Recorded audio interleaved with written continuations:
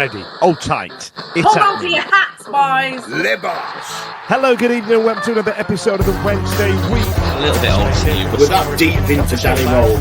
Please don't clip that. Been truly horrific having this season away from home. I want goals. It was nice to have football back, wasn't it? How poor do we have to be before it's happening? How much blood from this stone does he have to get? The Wednesday Week. Hello, welcome to another episode of Q&A, a Wednesday Week podcast. This is where you, followers and likers and everything, give us the questions you want the answers to. Guys, I'm joined with Stevie. Dan, how are we? All right? Good? I'm better for this. Last time we did one of these, it was good therapy for the three of us, wasn't it? So I'm glad we're back doing it.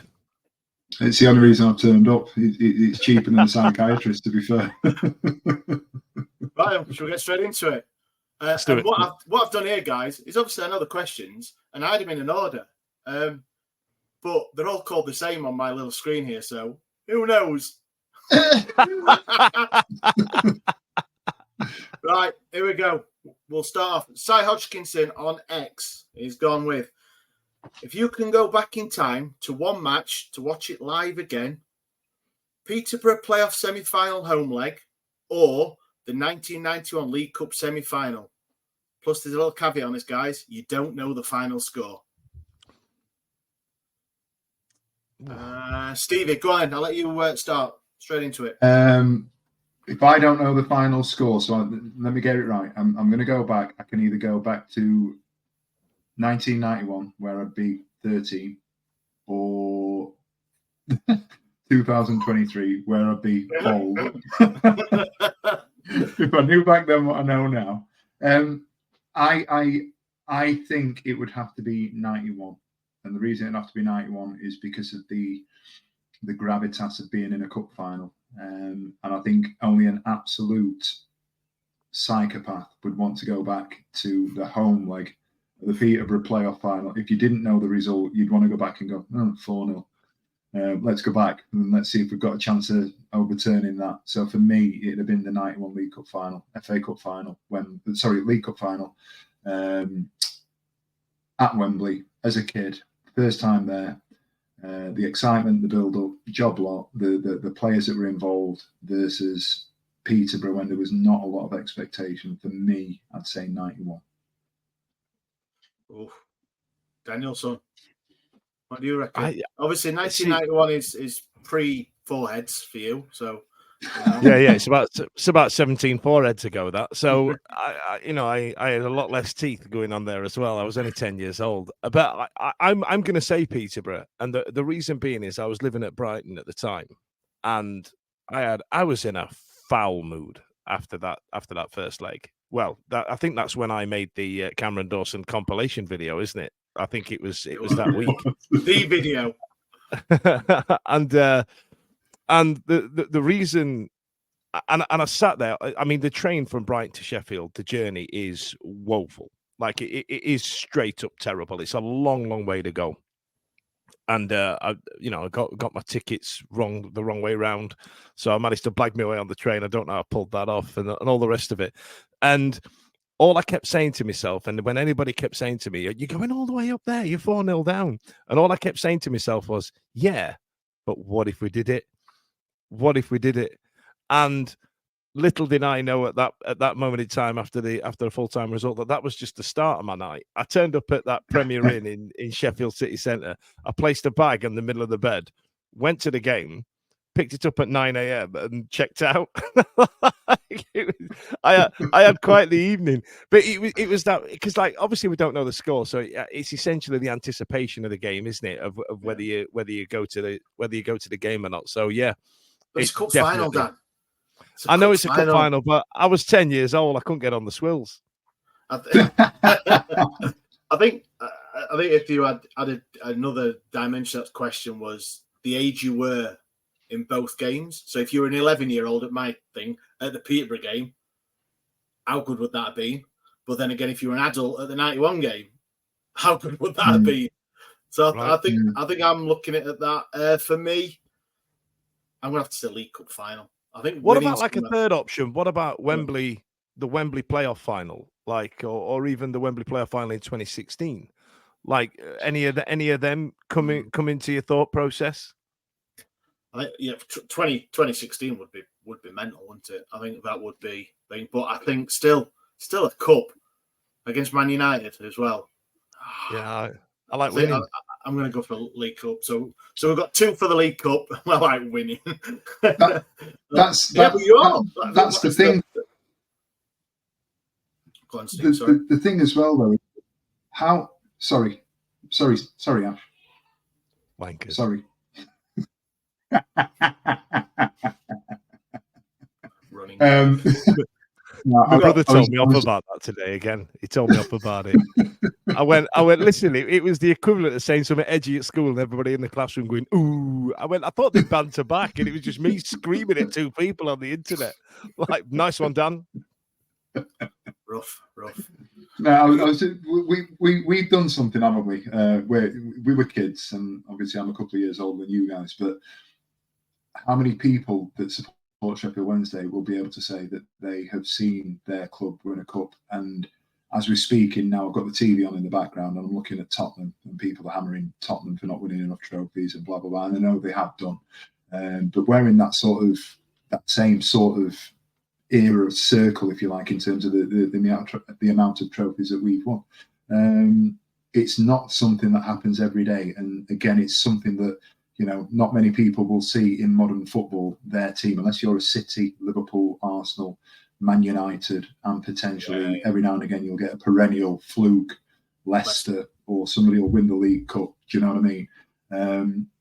We did something. I think the other caveat would be, even though I'd want to go and see that again, not knowing the score, the better game was Peterborough. For me, the better game, the drama, all of that, hands down, it was a better game of football watching Peterborough, because we went on. Obviously, we scored 4 goals, or 5 goals, didn't we? You're forgetting the weekend we had at London for the final of that playoff.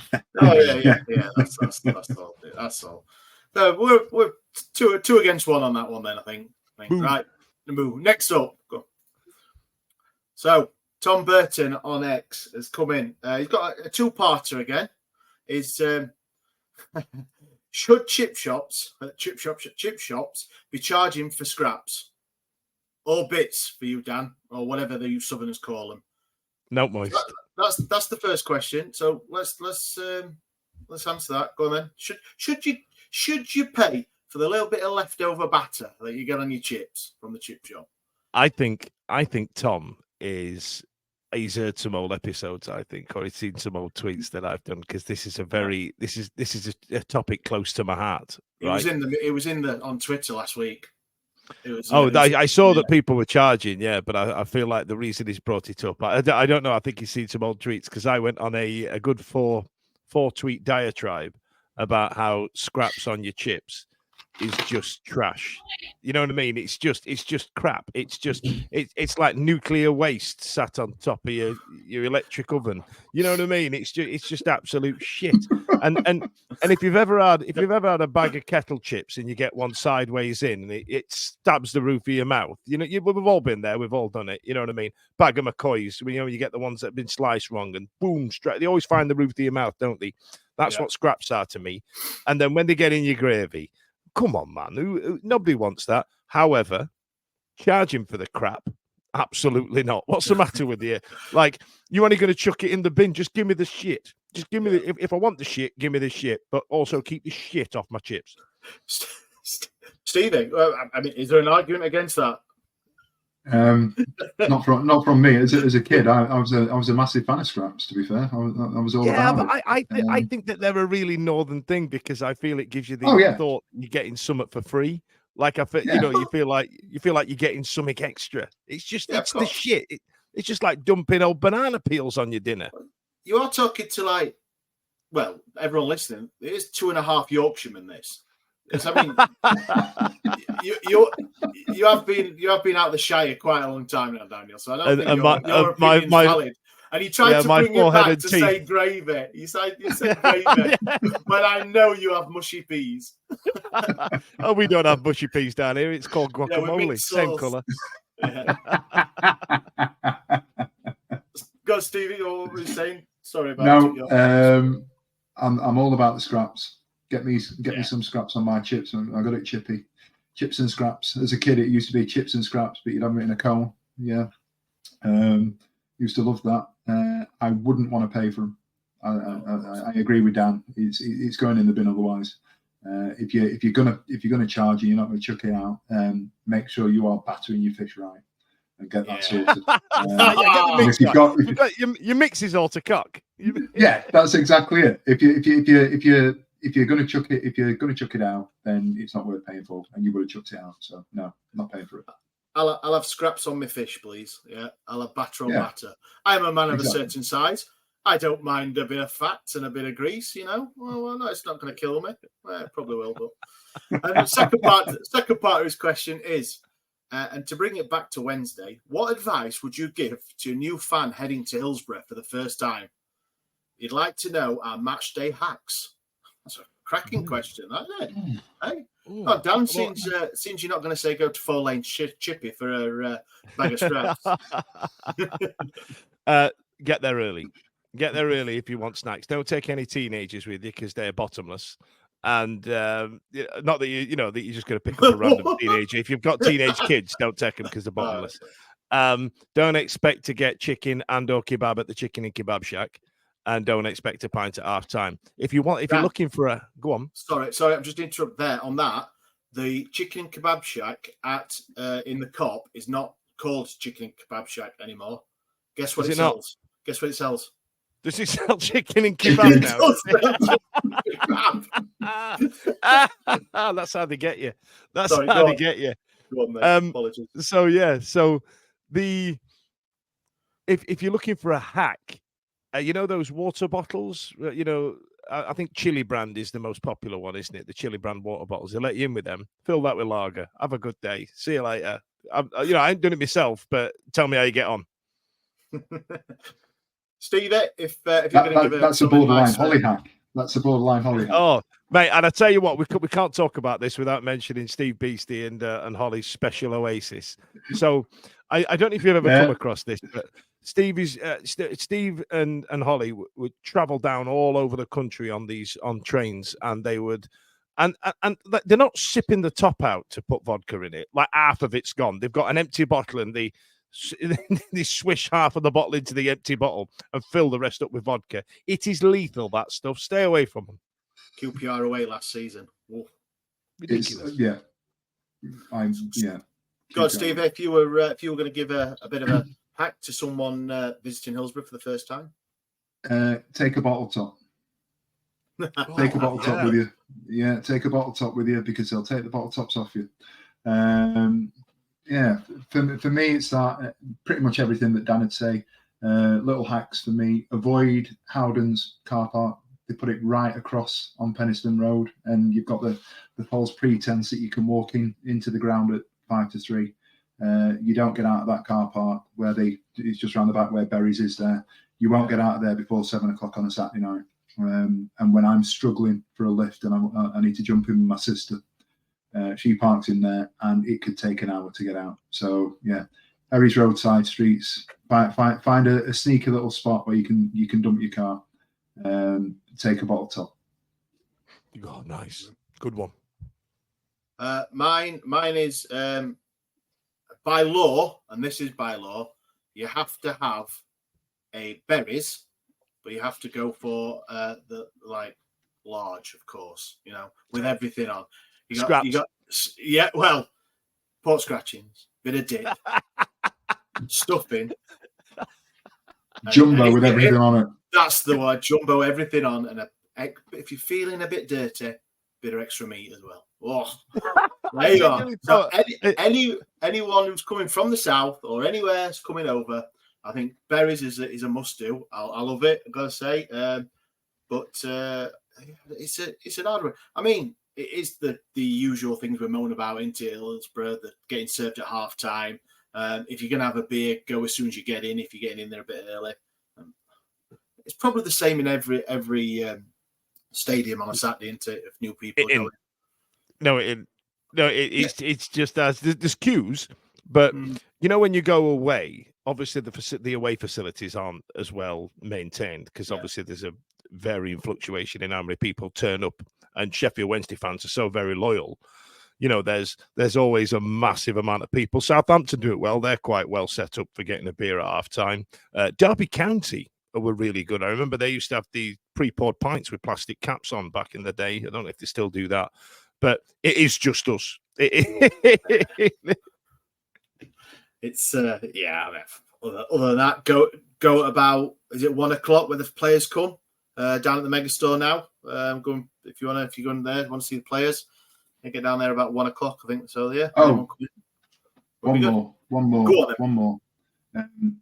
Don't expect to pay with cash unless you're buying a program. I can't get my head around that. We're a cashless stadium, but you have to have. It's changed this season. Granted, there was one cashless program point under the South, but other than that, if you want a program, you have to take money. But we are a cashless stadium. Makes no sense whatsoever. There was the one that's the gates into the old car park, the car park. The guy who stands at the front there, he's got a card machine now, but it never works. It never works. Never works. Never works. But, yeah. Season tickets, you can only pay with cash for season tickets as well. I love that. I love that I love that we're just now whinging. You know what I mean? It's already turned into a whinge. We're now sat here going, well, what happens is let me tell you something else.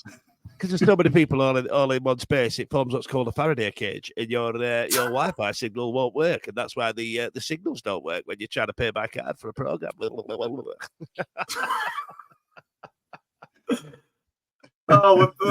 Next question. Go on. Arbro Fowl on X, Twitter, whatever you want to call it. Should home fans get access to the Lepping Lane stands, improving atmosphere, and give the away fans the shitty seats? the shitty seats. Stevie, one for you. What's your thoughts on the Leppings Lane?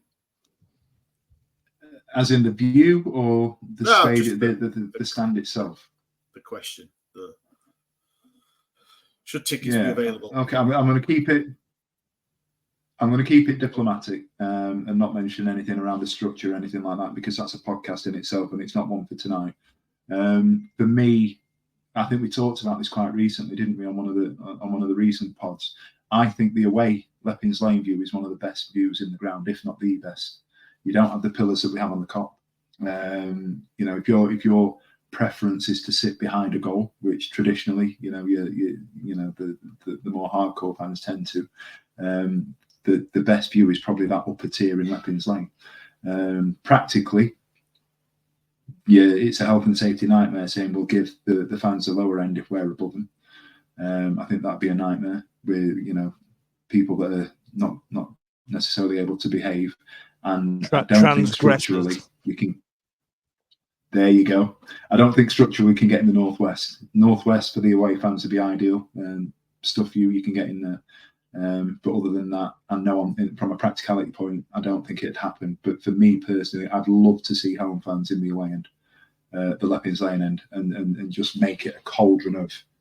And I know I have a sneaking suspicion that Dan's going to be very opposed to what I've just said. But for me, I'd like Leppings Lane. I'm not a non-traditionalist. I'd like Leppings Lane to be for the home fans as well. Go on, Danielson. I agree with the cauldron idea. I kind of like that, surround everybody and make it make it a thing, because there's an element of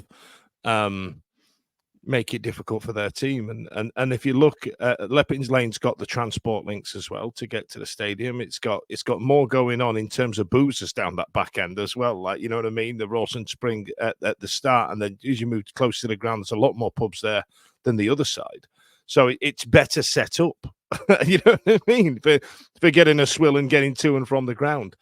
On the other hand, I was going to say I'm a traditionalist, but I think on the last podcast I sat on the last one of these, I think I said that what was it? Tradition is the thief of development, or something like that, didn't I? I ended up quoting Winston Churchill. So I'm a big fan of the away fans having an end. I kind of like it. I've got start memories of being a kid and playing Liverpool and Manchester United, and when they score, I've really vivid memories of the sound washing over the pitch. You know, that couple of seconds it takes for the sound to get over the pitch. There's something, even though we just conceded, there's something quite, I don't know, as a kid, it's kind of magical a little bit. You're like, wow, that's pretty swish. I kind of like that. Even though, boo, Wendy, we've just conceded. You know what I mean? So, but there's an element of,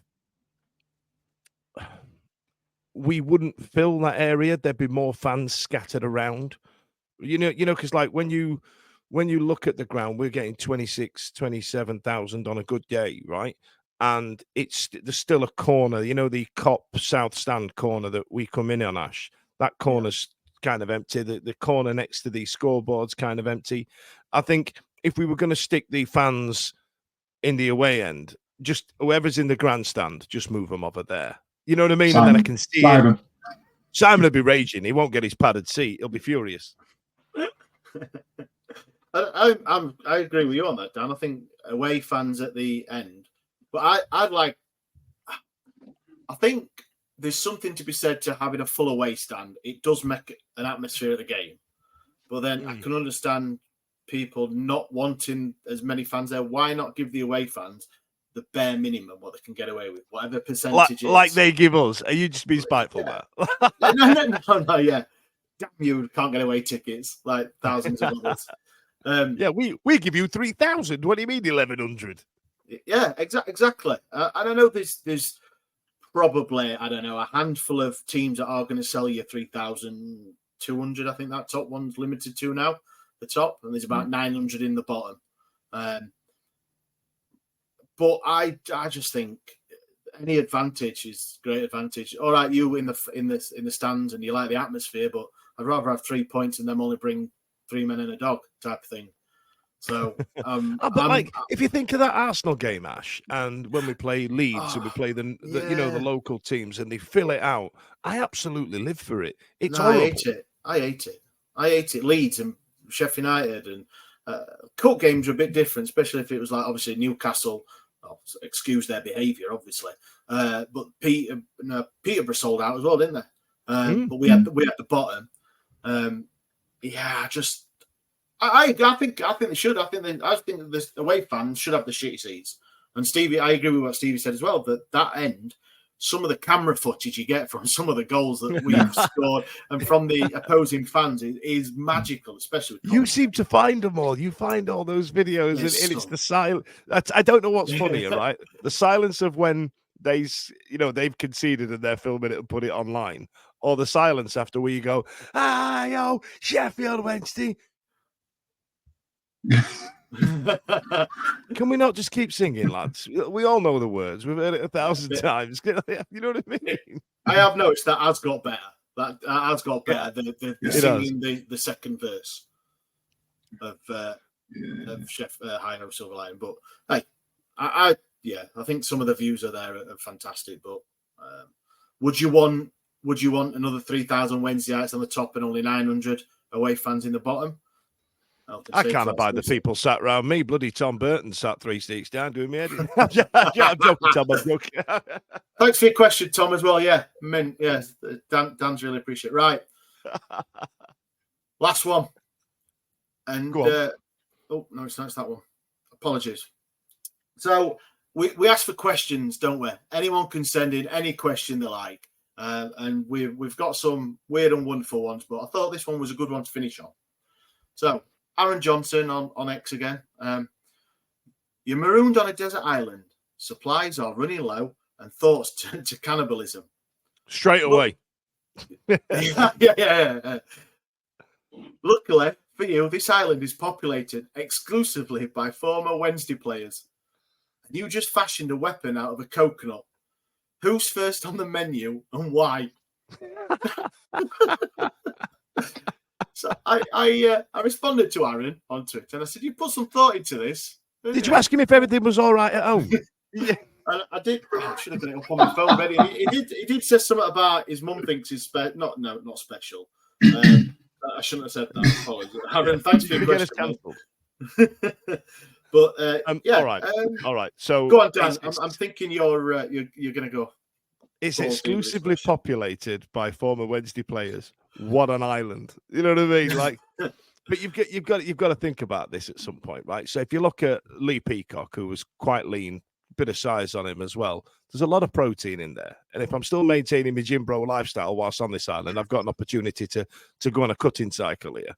You know what I mean? Lee Peacock could be high up on the list. However, Mel Sterland hasn't always been a big stag. So, or David Hurst, you know what I mean? And there's a lot more to go round. Could you use Mel Sterland and or David Hurst to fatten up the other lads? And then, inevitably eat them later on. You know what I mean? I'm thinking, how long am I on this island? There's a lot to pick at here. I was thinking on the other way. It's so like, you pick, I don't know, just say. So, I don't know, but I've heard that Wagyu beef is the beef, to eat. So, obviously, them cows are being looked after. They're top of the top. So, do you treat David Hurst as Wagyu? So, you're going to go, I'm going to go for David Hurst because that's going to taste fine. Or are you going to get the shitty, I'm not even saying Aldi because that's pretty good steak, actually, but what crappy steak from somewhere, Herbie Emanuelson, just say, that it's not done a great deal of work, so it's going to be not very tender, is it? So, so you're going to look at it like that. I'm looking at it that way. I'm thinking, would I want one of my heroes and go, oh my God, that man tastes fine? Or I'll tell you what, I want to eat someone who's a shit footballer just because to be fair, Ash, you're bringing up a good point because it says there you've just fashioned a weapon out of a coconut. Who's the first on the menu and why? Alman Abdi, because fuck him. And then I'll go and eat Mel Sterling. Stolen mine, you bastard. Yeah, but you won't be able to get through all the shin splints and all the medical you see, we'd find out. We could conduct our own medical. Find out how well he actually was. He's pumped that full of drugs and stuff. In fact, actually, Jim Bro, Dan, you might be all right with that. Protein. It's all about the supplements of protein. Stevie, go ahead. You've just fashioned a weapon out. I don't know why you thought of that, but weapon out of coconut. Who's first on the menu? And why? My first thought when I saw this question was, why don't you just eat the coconut?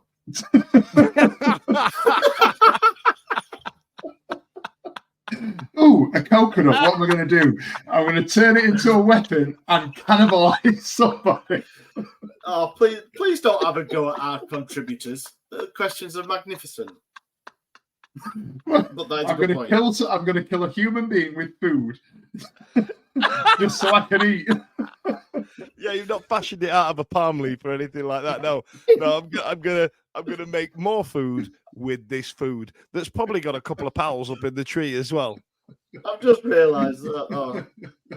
Never dawned on me that. My first thought was, who am I going to smash around the head with this? Says a lot more about you than me, Stevie, to be fair. Sorry, Aaron said, he replied, you took some time over this question, didn't you, Aaron? And he went, my mum says I'm very creative. Creative. Insane. Yes. Have you ever seen that movie Brightburn? Is that no. You know what I mean? Where it's like, if you've seen Brightburn, it's a movie about, it's essentially Superman, but what if he didn't grow up to be good, and he turns into a bit of a wrong'un? You know what I mean? So you kind of Yeah. Have you can you see through walls, Aaron? Can you can you leap tall buildings in a single bound? Just checking. Just if we're taking it on its merit, for me, a little bit in the middle of what you guys have said, I wouldn't want to eat a hero, because if I'm on an island that's populated exclusively by former Wednesday players, it almost reminds me of, this will probably resonate with Dan because I know you're a bit of a Red Dwarf fan, Rimmer World. So it's Wednesday World, where you just got Wednesday players just wandering around all over the place. I'll be in my element, and if I'm going to be there for a while, I'm going to want to get to know them. Who would I not miss? Forget your protein, forget your diet. Yeah, you're going through the reserves and the one-time wonders like Darryl Lackman or something like that. You know what I mean? Exactly that. And you know who I'm going for? Gary Taylor Fletcher. Gary Taylor Fletcher. Big stag. Plenty of meat on him. Rubbish. Plenty of meat on him. Won't be missed. I tell you what this reminds me of. Does anybody remember that? Missed. Oh my God, man. Does anybody remember that There was an episode of Celebrity Big Brother, and it was where Chantel and that Preston from the Ordinary Boys was on it, and they ended up hooking up and getting together and inevitably falling to shit. But there was a Michael Barrymore was on it as well, and they had to stand everybody in order on how famous they thought the other person was. But that Chantel, she was just a normal nobody. And Michael Barrymore, who for some reason was the most gracious man in the world, went, "You're probably more popular than me because this, there's a lot going on." Yeah. So he put himself second and put her first, and so she ended up winning like a side task. But is that what you're going to do, Steve? You're just going to go, right?